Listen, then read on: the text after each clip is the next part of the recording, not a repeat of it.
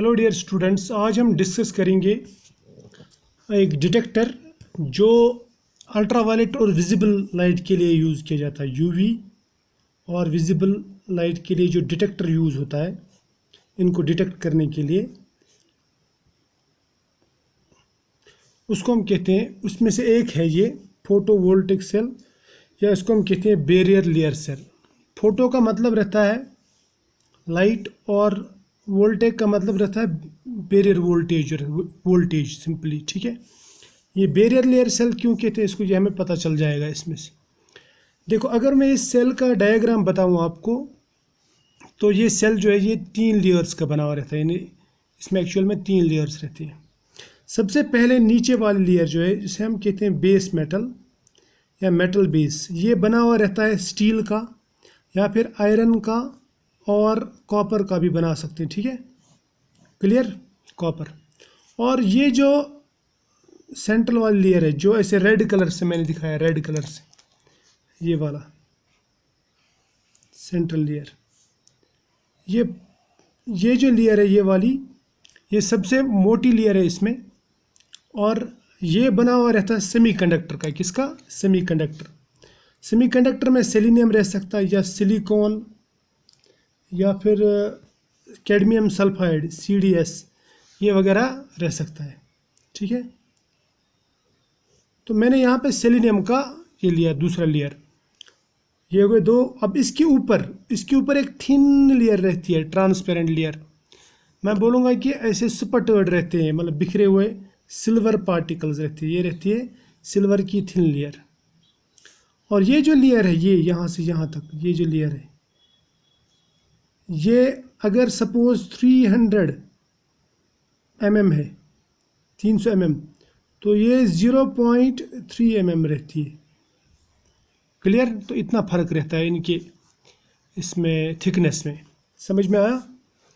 अब देखो, ये जो बेस मेटल है, बेस मेटल जैसे मैंने स्टील बोला या आयरन या कॉपर लिया, तो इसको हम लेते हैं यहाँ पे, ये है एनोड। क्या है ये? एनोड, या मैं बोलूँगा पॉजिटिव इलेक्ट्रोड, राइट। और ऊपर का जो सरफेस इलेक्ट्रोड है, इसको हम कहते हैं, ये है कैथोड। कैथोड लिखूँगा मैं यहाँ पे, ठीक है, कैथोड, या मैं बोलूँगा इसको नेगेटिव इलेक्ट्रोड, ठीक है। अब ये आपको ध्यान में रखना। अब ये जो सेलेनियम है, सेलेनियम की लेयर बीच में, ये सेलेनियम के 2 हिस्से होते हैं, यानी इसमें 2 टाइप के सेलेनियम रहता है।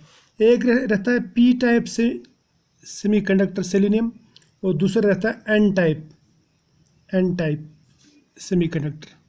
मतलब एक में होल्स ज़्यादा रहते हैं, एक एरिया में, ये भी सेलेनियम ही है लेकिन इसमें होल्स रहेंगे। और ये वाला जो है, ये वाला दूसरी लेयर जो है सेलेनियम का दूसरा पोर्शन, वो रहेगा इलेक्ट्रॉन रिच, यानी N टाइप, नेगेटिव टाइप। अब ऐसे याद रख सकते हैं, P for positive, N for negative, इतना याद रख लेना, ठीक है।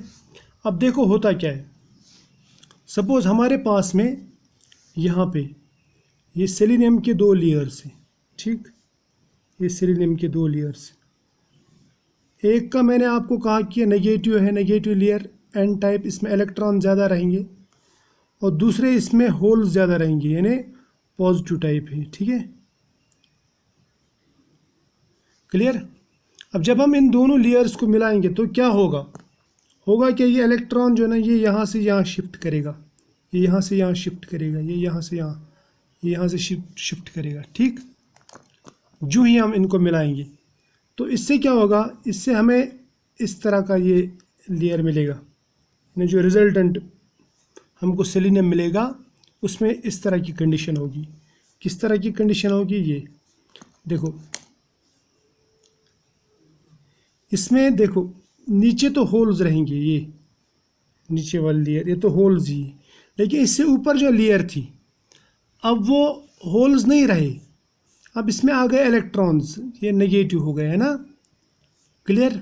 और यहाँ पे नेगेटिव चार्जेस थे ऊपर, लेकिन वो इसने नेगेटिव लूज़ किया, ये नीचे चला गया, है ना, क्योंकि इलेक्ट्रॉन नेगेटिव रीजन से पॉजिटिव रीजन में ही जाएंगे। अब ये जाने के बाद में यहाँ पे इलेक्ट्रॉन लॉस हो गया, तो यहाँ पे मैं बोलूँगा ये होल है, positive positive positive positive positive, clear. और ऊपर है यहाँ पे इलेक्ट्रॉन, क्लियर।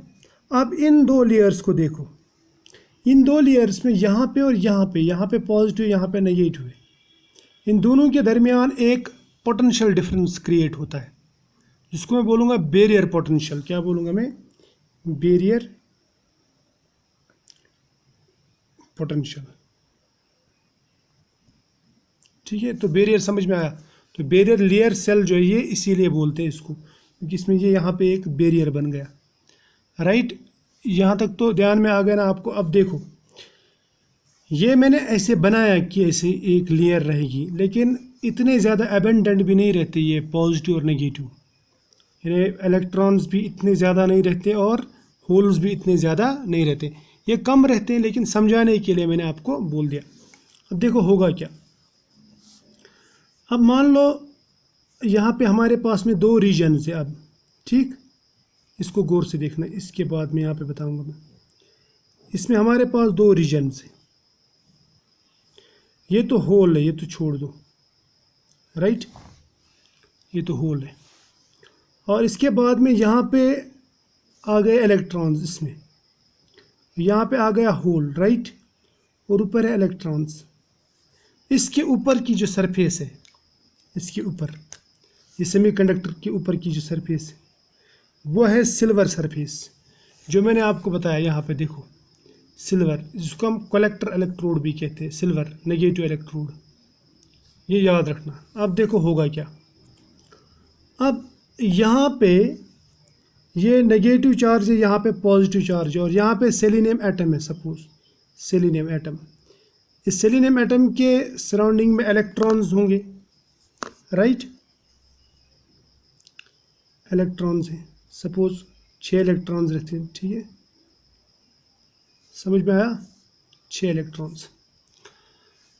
अब देखो, जब इसके ऊपर लाइट पड़ेगी, जब इसके ऊपर लाइट पड़ेगी, पहले देख लेना, मैं जो कहना चाहता हूँ वो सुन लेना। ये होल है, इस साइड में होल है, जैसे ऊपर वाले साइड में होल है, यानी पॉजिटिव सेंटर्स। नीचे वाली लेयर में आ गए इलेक्ट्रॉन्स, राइट, यहाँ पे भी होल है, यहाँ पे इलेक्ट्रॉन है, ठीक। अब देखो, इन दोनों के होल और इलेक्ट्रॉन के बीच में पोटेंशियल डिफरेंस है, मगर ये इलेक्ट्रॉन खुद ब खुद यहाँ नहीं जाएगा, यहाँ पे थोड़ा सा इसमें एनर्जी लगेगी। वो एनर्जी कैसे मिल सकती है? अगर मैं इसके ऊपर लाइट डाल दूँ तो, अगर मैं लाइट डाल दूँ तो क्या होगा, इनमें से एक इलेक्ट्रॉन उठेगा और इधर जाएगा, यानी ये सेलेनियम से उठ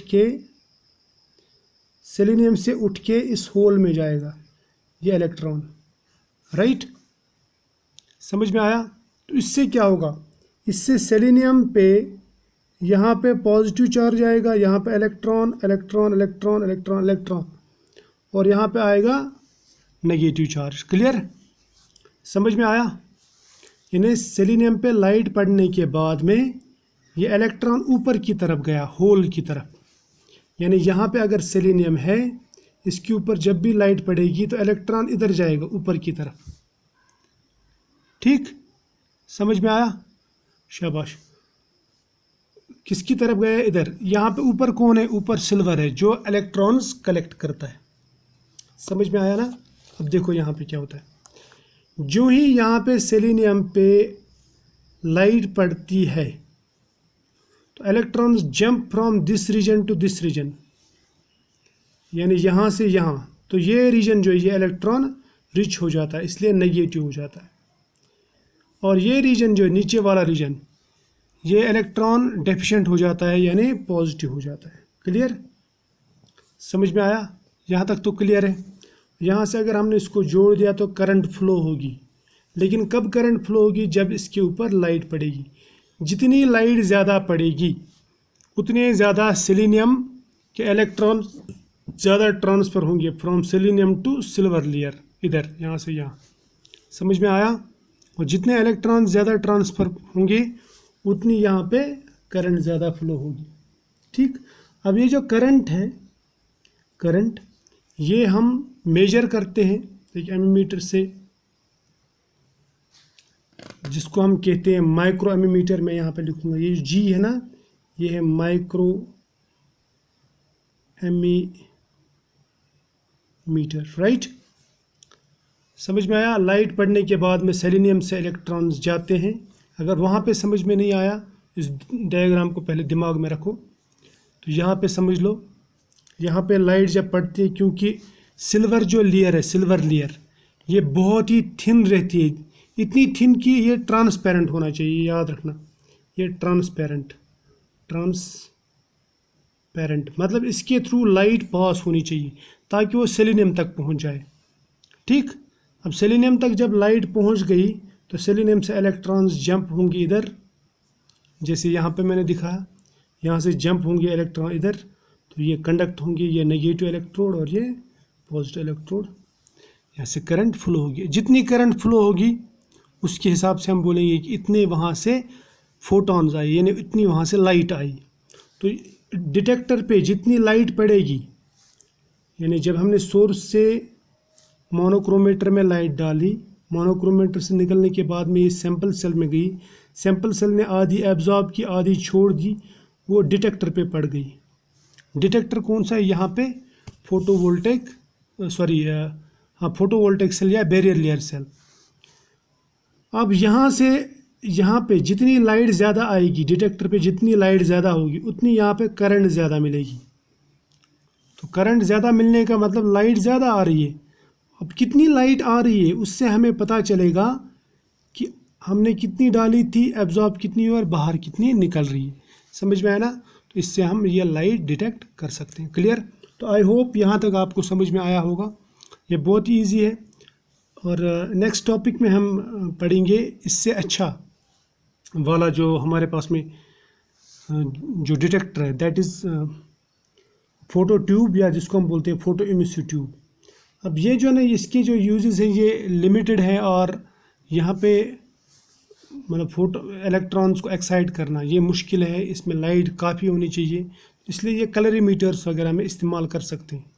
ठीक है, जहाँ पे हमको कम लाइट मिलती है वहाँ पे डिटेक्शन डिफ़िकल्ट हो जाता है, इसलिए हम फोटोवोल्टिक सेल का हर जगह पे इस्तेमाल नहीं करते। वहाँ पे ही सिर्फ इस्तेमाल करते जहाँ पे बहुत सारी रेंज की हमें रेडिएशंस मिलते हो। क्लियर? तो फिलहाल आप इतना समझ लो। हम नेक्स्ट लेक्चर में बाकी जो इलेक्ट्रोड से बाकी जो डिटेक्टर्स है वो समझेंगे। इस डिटेक्टर को अगर एक बार समझ में नहीं आए तो आप रिपीट करके समझ लेना, ठीक है? इन्हें दोबारा देख के समझ लेना।